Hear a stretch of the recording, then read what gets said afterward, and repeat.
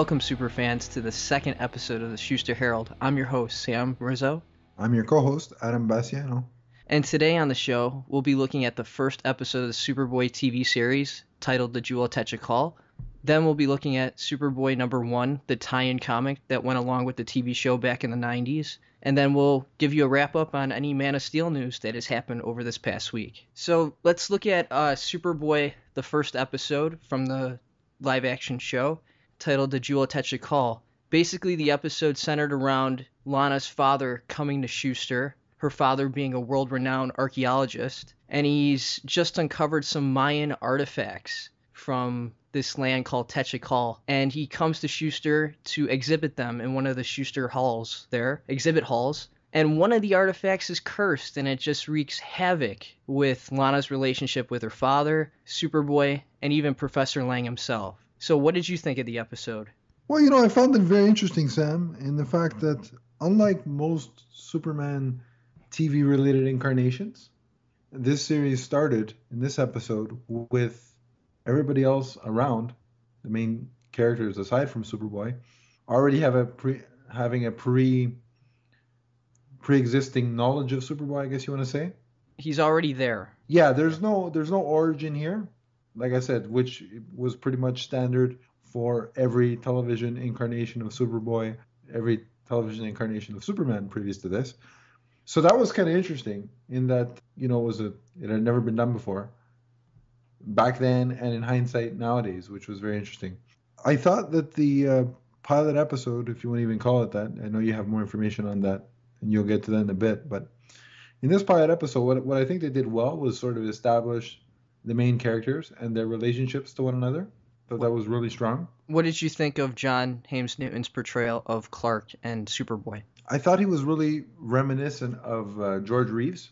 Yeah, I really agree with that. Clark being more sure of himself, more aggressive as Clark Kent, and even as Superboy seemed to me more heroic in a sense. He was more sure of himself when he was using his powers, as really he was very confident, I thought. Yeah, I think that's the best word for it, is he's more confident. I mean, he wasn't cocky or anything like that. It wasn't where he was out of character.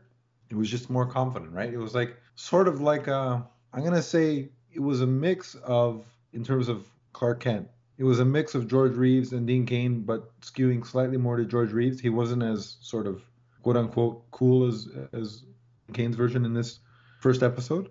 What I really did like about his Clark Kent that we saw right off the bat was Clark Kent actually doing reporting. Which for me, every time a TV show or a movie shows that aspect of the character, it instantly gets, brownie points, if you will, from me. Mm-hmm. Although I can't make brownies, so that's probably a terrible reference to use. But, I think there have only been 3 series that effectively, to me, in terms of all, and what I'm talking about now is all of Superman's live action incarnations, the movies and the TV shows. I think that the movies really failed at showing him as a reporter. I mean, when did he really do any reporting? Was their trip to Niagara Falls, can you really classify that as a journal assignment? Because they really didn't do much reporting there. And then in Superman 3, he did what? He covered his high school reunion. Big deal. You know what I mean? Yeah. They really didn't highlight his investigative journalism aspects in any of those films. This, I think, the only 3 live action shows that ever touched on his reporting extensively were The Adventures of Superman with George Reeves, as we previously mentioned.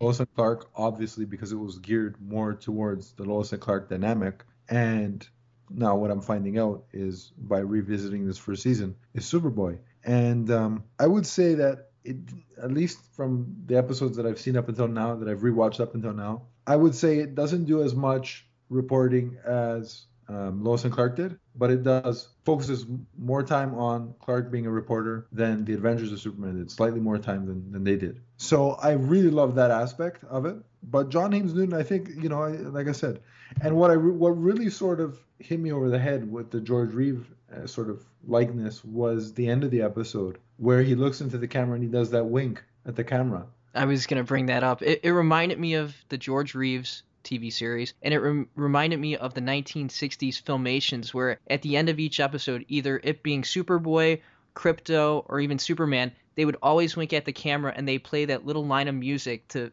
lead you out of the episode. I don't know if he did it purposely, but if he didn't, that was a heck of a coincidental homage to. Yeah, it was a very nice touch, I thought. What did you think, Sam? Let's run through the main cast at least. What did you think of Stacy Haiduk as Lana Lang? She was still is to this day the perfect Lana Lang portrayal, I think, on film. I mean, we had Kristen Crook on Smallville, and she was great at the start, but towards the end of the show, she kind of lost her value in the show. I thought, and I know a lot of Superman fans feel the same way. She just kind of she wasn't really vital in Clark's life anymore. Just say what you want to say, Sam.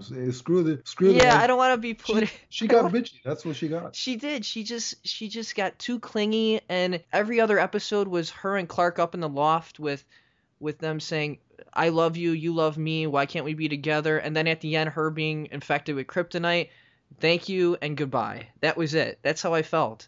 And with Stacy's portrayal, I thought it was very much the girl next door. She got stronger as the seasons developed, I felt. She was very strong, I thought, as Lana Lang.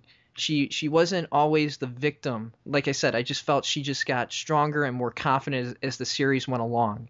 I think you hit the nail on the head in terms of saying the girl next door. You really see that come out in her in the first episode. Also, the other thing that I really, really am happy that they went this route was that she didn't portray the damsel in distress, which I thought going into the series they were gonna play on that angle right off the get-go, but they didn't. Instead, you see the tension between and the emotional rift between her and her father because he was always gone when she was a child and whatever, and she has very strong emotional feelings about that. And I thought it made her less of a two-dimensional character and more of a complete person. You know what I mean? Right. It made her more complex in that she had to be her own person. She had to stand on her own 2 feet because she didn't have her parents to guide her in a sense. And the cool thing was that I thought, or at least I liked that they didn't throw it in your face right away, was in this first episode, you really don't see the love aspect of it happening just yet. I mean, if I had to describe Clark and Lana's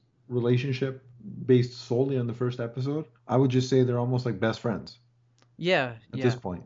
So I'm glad, because I hate when they throw that, when you're just getting into a series, you're just finding your footing, and then bam, right away they try and force a love angle. I think it should gradually happen, so I'm glad that they didn't force feed it on the viewer right away. Right, and you could see that they have a mutual caring for one another, more like how they grew up together, and you even see how Professor Lang looks at Clark and he goes, "Aren't you the Kent's boy? You were always with Lana, hanging out as kids." So that was a nice touch, I thought. Mm-hmm. Yeah. So overall, for me, Stacy Haiduk was really, really strong, and I have no qualms about her or John James Newton's performance in this episode. What did you think of T.J. White, played by James Calvert? I thought that he was underused. If I had to describe it, it would be underused. Yeah, especially in this episode. The only two important aspects that he brought in this episode per se was that he was Clark's link to the Daily Planet and Perry White, because there's a line of dialogue where Professor Lang, where they're standing in the exhibit looking at the Jewel of Techacal, and Professor Lang turns to TJ and says, "So how did you meet Clark?" And Clark says to him, "Well, we met him here at Shuster. His father's the editor of the Daily Planet." And that was pretty much all TJ had in the episode, and that was it. Yeah, it was a very poor usage of the character and the actor. What I will say is that yes, he does act as a sort of stand-in for the Jimmy Olsen character. However, just from this episode, I won't go into what I thought, in future episodes until we get there, but just from this episode, I think he's more of a confident character than Jimmy Olsen ever was. They're not playing it with the whole gee whiz. Yeah, he's much more edgy, more comedy to the series. Yeah, I like TJ. TJ was a fun character, I thought, in the show. Agreed. But I thought I hope going forward, as I re-review these episodes, that we see more of him, because I think there's more out of you can get more story out of a character like that than just using him as sort of a throwaway, an insert kind of thing. Yeah, it just seemed like TJ was there, took a couple pictures, said his one line of dialogue, and just was the best friend and concerned for Lana's father. And that was it in the episode. But yeah, I agree with you, Adam. We're gonna see a lot more of TJ in the episodes to come, instead of just being the stand-in. Well, thanks for that foreshadowing there, Sam. Sorry. As if our audience doesn't know we're gonna see. Exactly. But, exactly. It's our poor attempt at foreshadowing. Yes. Let's get to my contentious actor award here for this episode.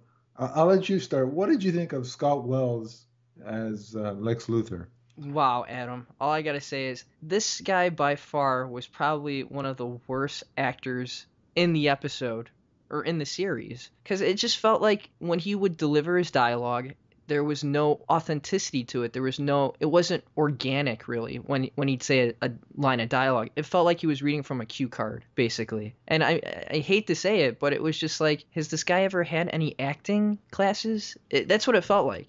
And it just came off wrong. He just came off wrong for the role of Lex. Well, you may hate to say it, Sam, but I don't. I can see why they recast him in later seasons, because he was horrible. And that's as nice as I can put it. I mean, yeah, it's like you said, he's reading his lines. The only actor that can get away with that is Marlon Brando, because we know he did that on Superman the movie because of that's the way he worked off of cue cards, right? But he can do it and make it sound and look good.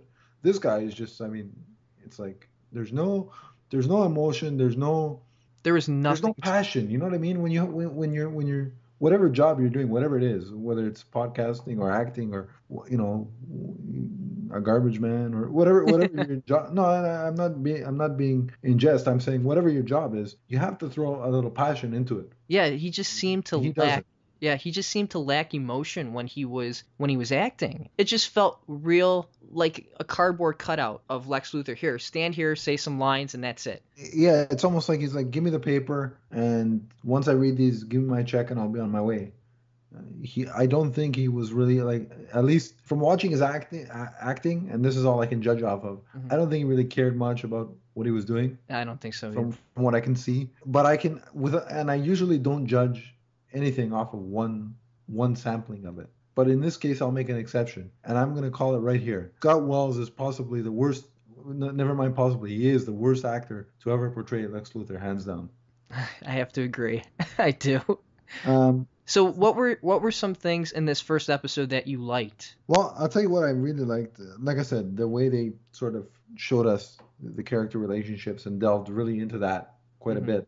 I like that, because most pilots hint on that, but they don't really go full steam until later episodes. But they didn't. It went full on and sort of gave you an idea of who and what we're dealing with in terms of characters here. I also really like the fact that for the sort of, I don't want to say villain, because it wasn't really a villain, but for the foil to Superboy, it was an instrument of magic in the form of the Jewel of Techacal. I really like the fact that they use magic, because that's a classic, long-standing Superman weakness. And it avoids, again, falling into the trap of many live-action Superman portrayals, which is, let's use kryptonite as fast as we can. So I really like that they went the magic route, and we didn't see kryptonite straight out of the gate. I will say now, it's funny, because when I rewatched this episode and took some notes, when I realized that the Jewel of Techacal was a Mayan instrument, I instantly knew it was going to be overall ineffective in the grand scheme of things, because let's face it, the Mayans predicted the end of the world in 2012. Here we are in 2013 recording this podcast. So I knew it wasn't going to last very long in terms of being much of a problem for Superboy, but I like the fact that it was magical based, and that they were I don't know if they were taking note, but somebody was taking note of the fact that this was a classic Superman weakness. Yeah, and it really helped when you had Fred Freiberger, who was the scriptwriter for this episode, who also wrote a number of the 1980s, the New Adventures of Superboy comics. And plus he was the executive story editor on the Superboy TV show for that first season. So it really did help when you had a guy who's from DC Comics write a number of these episodes. So I think that had a big factor into magic playing a role in the first episode.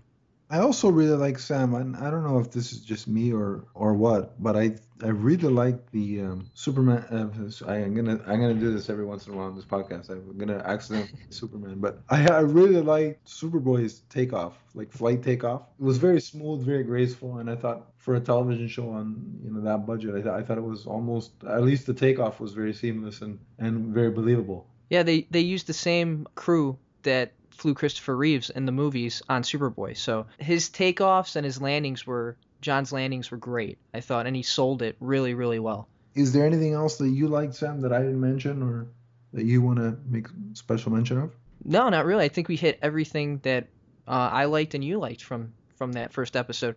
So what did you dislike about the first episode, Adam? Well, Scott Wells goes without saying. Mm-hmm. I just said it again, but yeah, I'd have to say the one shot, for me anyway, my one dislike is the one special effects shot where Superboy's flying alongside the car while Lex and Leo are being chased by the cops, and Superboy's saying, "Pull over, Lex, pull over." And it's just the reaction of those two that they don't sell the special effect. I don't know what it was, just bad acting again, I guess.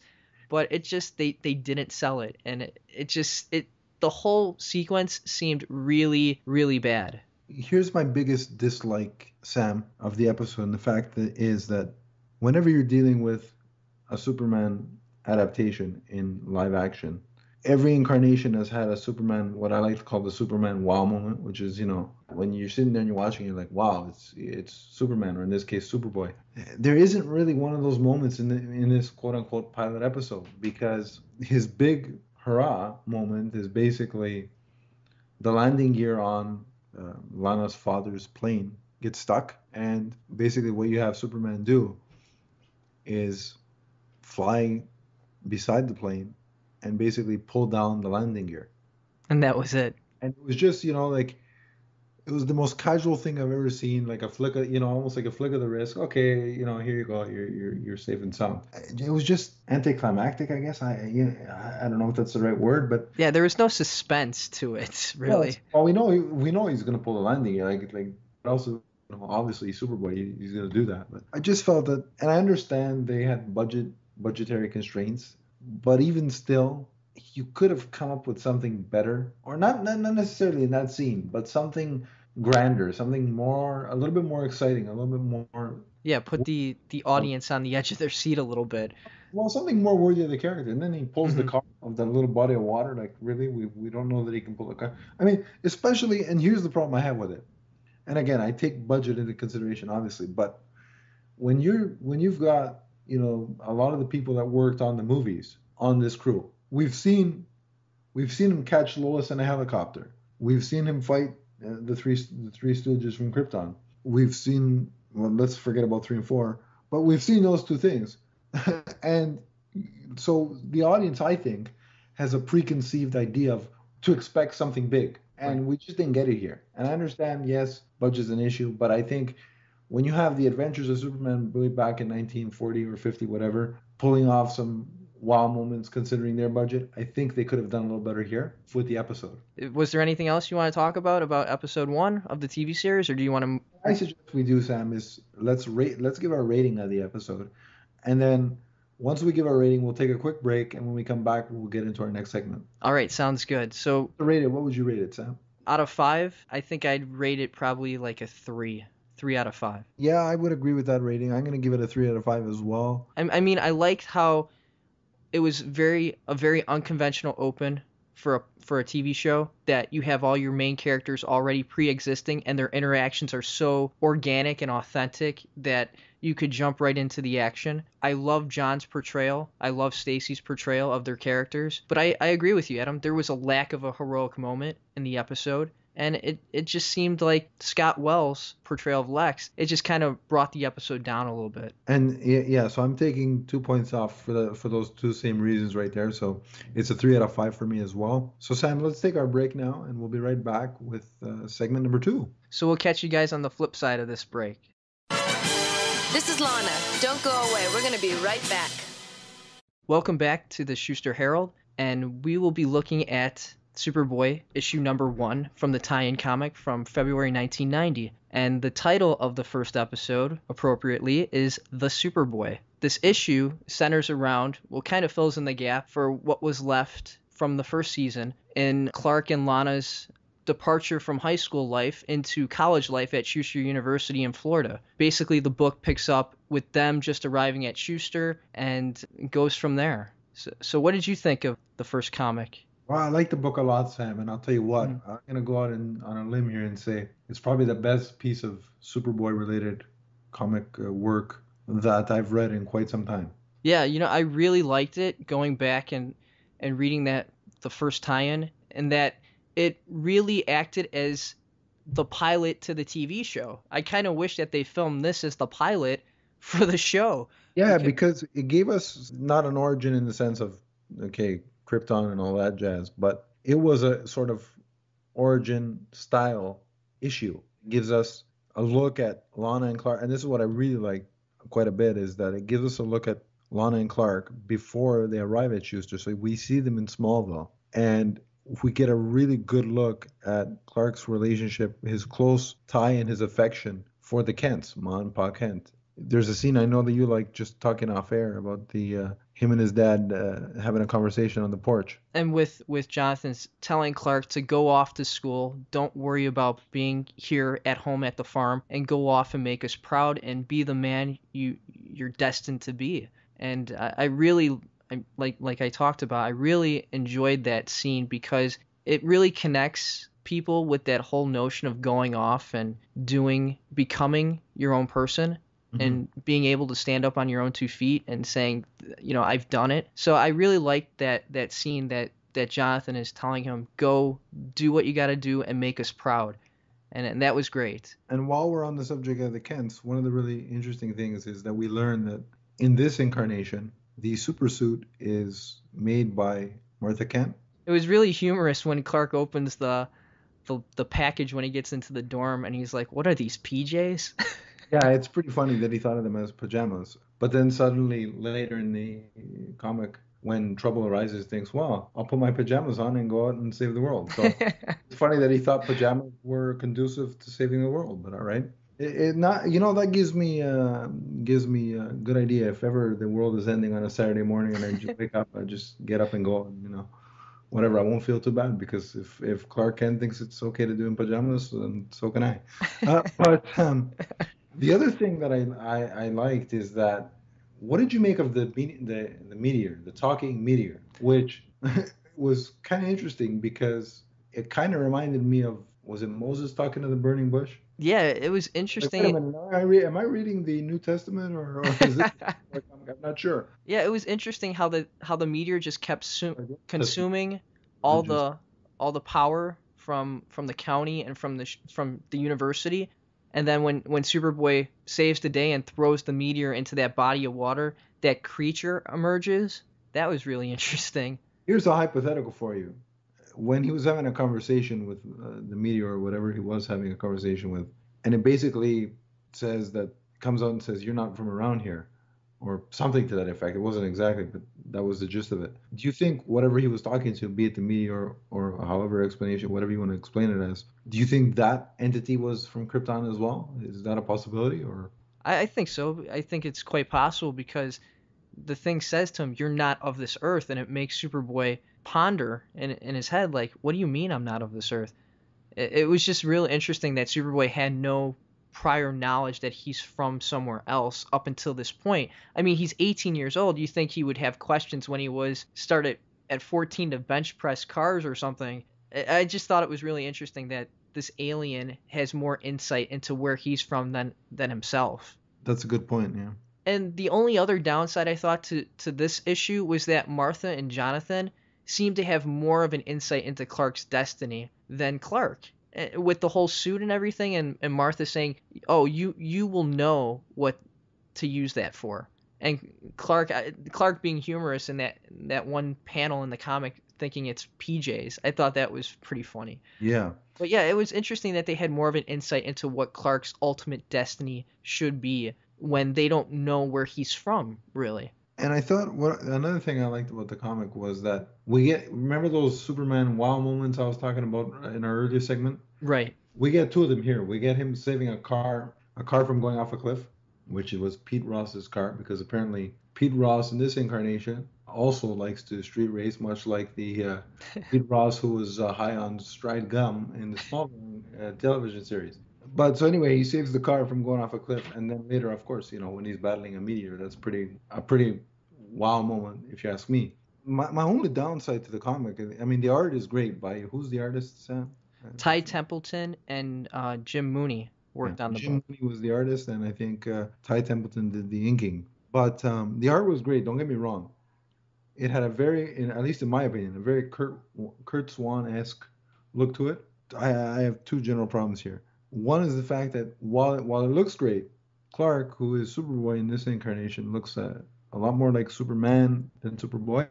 I'm not saying turn him into an 8-year-old boy, but make him look like a teen, or sorry, at least somebody who's he was 18. They said he was 18 in the comic. Yeah, as they were walking to Shuster, him and Lana were saying, yeah, we're 18 and everybody looks so much older than we do. He looked about 30 to me, but yeah. I know. And then, so that's one thing. And Lana really didn't look like Lana. At least, let me rephrase. Lana in the comic didn't look like Stacy Haiduk, who played Lana on the show. Well, I thought she did at a certain point where, like we were talking about, they walk into the courtyard of Shuster U, and she says to Clark, "You got to lighten up, lose the glasses." And he's like, I don't think so. And then she takes her hair was in a ponytail, and she rips the ponytail off, and then her hair just falls down to her shoulders. And I thought that looks a lot like Stacy Haiduk. I will say though that the depiction of T.J. White is visually striking, how much it resembles the actor. Yeah, he looks a lot like James Calvert, I thought. Yeah, that was very well drawn. His whole character in the comic is very, very similar to how he was portrayed on the TV show, I thought, too. Yeah, and kudos to the writer who threw in that quick one-line cameo by Perry White. That was kind of interesting and kind of appropriate with the great Caesar's ghost. Yeah, that was nice. As TJ was getting out of the car, he says to Perry, "I'll hit you up for some money." I think a parent yelling at their teenage son is very appropriate and very true to life. So I appreciated that cameo from Perry White. Are we rating the comic as well, Sam?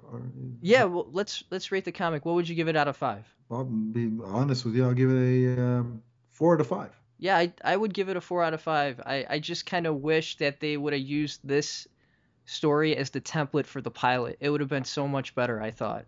Would have made a good pilot, but I guess, again, budgetary constraints become a factor. That brings us to our final segment of the show for this week, Sam, which is a wrap-up of some Superman news that we find very interesting. And here's our take on it. 2 things of note. It's been revealed this week, or last week, I should say, that Cartoon Network has decided to cancel the Young Justice animated series featuring Superboy. I think this is a terrible idea because I watched the show quite religiously the first season, and then it went on that, winter, I don't know, hibernation. I don't even want to call it a hiatus because it wasn't a hiatus. It was a hibernation, and then the season 2 jumped 5 years, and then they took it off the air again, and now they've brought it back for the final string of episodes. I dislike this move because I think this show developed into something almost as strong as the Justice League animated series, and it was a good look at the Connell version of Superboy as well as the DC universe as a whole, or that segment, of the DC universe as a whole. And I think it's ridiculous that they're doing, now keep in mind, remember from last week I said I'm a huge Batman fan. I think axing this to put on a show called Beware the Batman, which is a CGI version of a Batman cartoon featuring characters from Grant Morrison's ridiculously crazy run that I didn't like at all. I think it's a bad move because, let's face it, DC Animation has to realize that when it comes to Batman, no matter what you put on, it's not going to measure up to Batman the Animated Series. And I think they're just setting themselves up for failure with this incarnation. Plus, they've angered a lot of Superman fans in general by the way they treated Young Justice and the Green Lantern animated series. Yeah, I mean, for one, I was never a big fan of Young Justice. I know, shocking. I probably only caught the first 6 episodes, and then they went on that very extended hiatus, and they just lost me. And yeah, I've caught a couple episodes here and there since they started this whole Young Justice invasion thing, but they lost me after they did that really long hiatus. And I'm sure I'll go back and catch up sooner or later with Young Justice, but yeah, I was never... I mean, I saw the pilot. The pilot was excellent, I thought, but after that, I just kind of lost interest in it. Sad to say. The other bit of news that we got, Sam, was we didn't get a Super Bowl spot for Man of Steel. Surprise, Warner Brothers dropped the ball again, regard. But we did get a look at concept art for theater standees that will be appearing in movie theaters across North America soon, I hope. Yeah, they look kind of cool. They did. Give us a little bit of a quick... Well, the one was the Alex Ross version looking poster of Henry Cavill as Superman from the Comic-Con poster, basically. Just the cutout head with the Man of Steel S emblazed on the front of it. And then we just had the S of the Man of Steel logo. That had a green hue to it at the back, like in the background. Yeah, any foreshadowing to Kryptonite, maybe? Oh, and they also announced that... Green Lantern's making a guest cameo in this one. Yeah, maybe Green Lantern's going to show up. I highly doubt it, though. Yeah. But they did announce also that we will be getting final trailer in mid-April. That's right. We don't know what movie it's going to be attached to, but they did confirm it's coming out sometime mid-April or the end of April. So we'll definitely be looking out for that. That's going to be quite interesting. But the standees look really good, and I'm not going to do it because I don't want to get arrested, but I will be tempted to take that, the one that looks like the Alex Ross looking poster. I may be tempted to take that one home with me. I don't know how that's going to work out, but we'll see. We'll see once I get to the theater and I actually see the thing in person. But who knows? If you don't see me on this podcast in those weeks, getting closer to, chances are I've been arrested for stealing the standee. So let's hope it doesn't come to that. So it's almost getting that time to wrap up the episode. So let's tell the fans what they could look forward to next week. Well, basically next week we'll be looking at episode 2 of the Superboy series, the live action series. A Kind of Princess is the title. We'll also be looking at the issue number 2 of the tie-in with Superboy getting shot for the first time, called The First Fire. And we'll also be just giving you a wrap up on any Man of Steel news that happens over the course of this week. So until next time, superfans, I'm your host, Sam Rizzo. I'm your co-host, Adam Basciano. And you've been listening to the Shuster Herald podcast.